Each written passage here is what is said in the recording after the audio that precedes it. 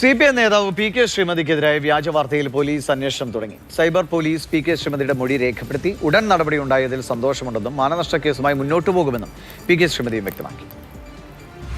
ബഹുമാനപ്പെട്ട മുഖ്യമന്ത്രിയുടെയും ആഭ്യന്തര വകുപ്പ് മന്ത്രിയുടെയും നിർദ്ദേശമനുസരിച്ച് DGPയുടെ ഭാഗത്തു നിന്നാണ് ഇങ്ങനെയൊരു മൊഴിയെടുക്കാൻ പോലീസുകാർ വരുമെന്ന വിവരം എന്നെ അറിയിച്ചത്.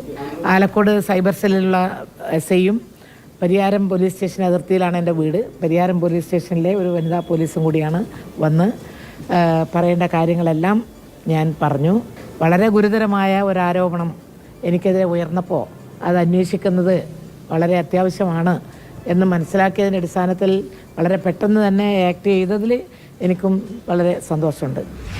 PK Shrimati cyber cell IG അന്വേഷണത്തിന് നിയമിച്ചിട്ടുണ്ട് എന്നും വാസ്തവമില്ലാത്ത കാര്യങ്ങളാണ് പ്രചരിപ്പിച്ചത് എന്നും ആഭ്യന്തരമന്ത്രി രമേശ് ചെന്നിത്തലയും പ്രതികരിച്ചു. PK ശ്രീമതി ടീച്ചറുടെ പേരിലുണ്ടായ ആ ഒരു പ്രചരണം ഒട്ടും ശരിയല്ല. ഇത്തരം വ്യാജ പ്രചരണങ്ങൾ ആര് നടത്തിയാലും അത് ശരിയല്ല. അത് പരാതി കിട്ടി, മുഖ്യമന്ത്രി ആ പരാതി എനിക്ക് നൽകിയിരുന്നു.